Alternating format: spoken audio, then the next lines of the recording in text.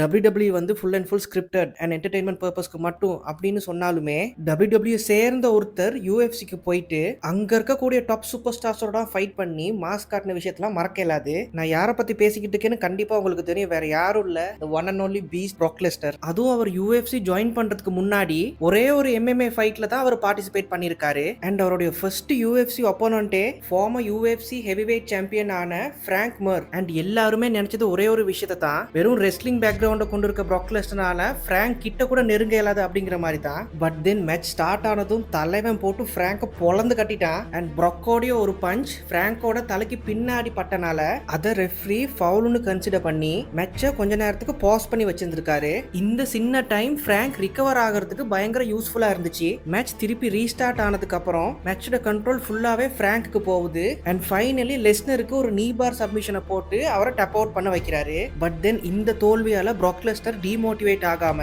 இந்த மேட்ச்ல இருந்து நிறைய விஷயங்களை கத்துக்கிட்டு இன்னுமே அவர் பயங்கரமா ப்ரிப்பேர் ஆகி ப்ராக்குக்கும் ஃப்ராங்குக்கும் நடந்த செகண்ட் மேட்ச்ல ஃபைனலி ப்ராக் லெஸ்னர் ஃப்ராங்கை டிஃபீட் பண்றாரு.